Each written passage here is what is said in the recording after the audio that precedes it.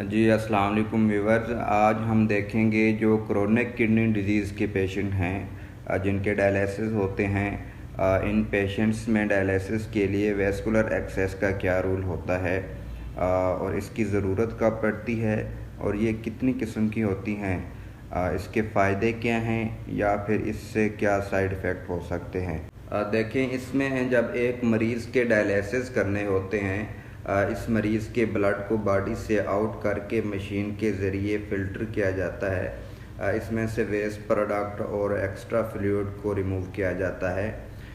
तो जो बॉडी को ब्लड से आउट करने के लिए गर्दन में वेन के अंदर नाली डाली जाती है या बाजू के ऊपर आर्टरियोवेनस फिस्टुला बनाया जाता है, इस चीज़ को डायलिसिस एक्सेस कहते हैं। तो इसमें डायलिसिस एक्सेस दो किस्म की होती हैं। एक तो ये कि शॉर्ट टर्म डायलिसिस एक्सेस थोड़े अरसे के लिए, दूसरा ये कि long term dialysis access life time के लिए। तो इसमें जो शॉर्ट टर्म डायलिसिस एक्सेस है, इसमें मरीज़ की गर्दन में वेन के अंदर या फिर टांग में फेमरल वेन के अंदर कैथेटर डाला जाता है, जिसे डायलिसिस कैथेटर भी कहते हैं। ये तकरीबन 1 से 1.5 माह के लिए डाला जाता है। इसके बाद इसमें ब्लॉकेज आ जाती है, इसमें रेजिस्टेंस आना शुरू हो जाती है और इसमें इन्फेक्शन भी पड़ जाती है, जिसकी वजह से पेशेंट को फीवर और शिवरिंग भी हो सकती है। दूसरा ये कि लॉन्ग टर्म डायलिसिस एक्सेस में मरीज़ के बाजू के ऊपर आर्टरियोवेनस फिस्टुला बनाया जाता है। आर्टरी और वेन के प्रेशर को आपस में मिला दिया जाता है ताकि जो डायलिसिस मशीन को ब्लड फ्लो चाहिए इसमें रुकावट ना हो। ये फिस्टुला लाइफ टाइम के लिए बनाया जाता है। इससे पेशेंट बआसानी डायलिसिस करवा सकते हैं। और इसके अलावा जिन पेशेंट्स की वेन ब्लॉक्ड होती हैं या फिर शुगर की वजह से स्टीनोसिस हो जाती है, तो ऐसे पेशेंट्स में एवी ग्राफ्ट एडवाइस करते हैं। एवी ग्राफ्ट भी एक लॉन्ग टर्म डायलिसिस एक्सेस है। इसमें जो शॉर्ट टर्म डायलिसिस एक्सेस है, जो डायलिसिस कैथेटर है, इसमें कुछ कॉम्प्लिकेशंस भी हो सकती हैं क्योंकि कैथेटर एक फॉरेन बॉडी है। जब वो ज़्यादा देर जिस्म के अंदर या वेन के अंदर रहेगी तो इससे इन्फेक्शन पड़ जाती है। इससे पेशेंट को पेन भी होती रहती है और इसके अलावा फीवर और शिवरिंग भी हो सकती है। तो ये ओवरऑल पेशेंट के लिए थोड़ा तकलीफ़देह होती है।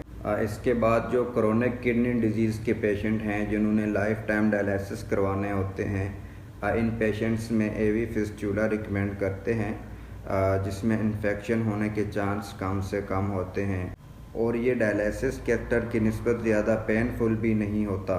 तो इसमें जो एवी फिस्टुला की बेटर पोजीशन है वो है रेडियस फेलेक, और जो बाजू का नीचे वाला हथेली वाली साइड पे हिस्सा है वो ज़्यादा बेहतर रहता है।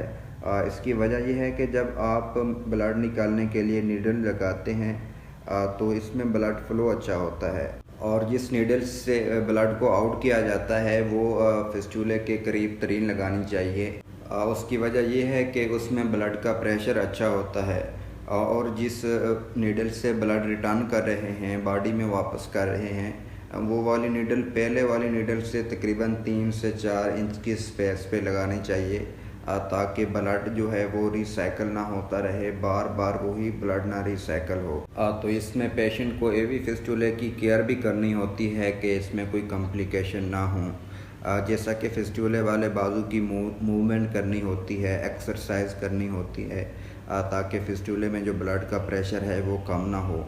और इसके अलावा फिस्टुला वाले बाजू से हार्ड वर्क नहीं करना चाहिए, इस बाजू से कोई भारी चीज़ नहीं उठानी चाहिए, इससे आपका फिस्टुला फट भी सकता है यानी ब्लास्ट हो सकता है। तो इन चीज़ों से थोड़ी केयर करनी चाहिए। अपना ख्याल रखिएगा। अल्लाह हाफ़िज़।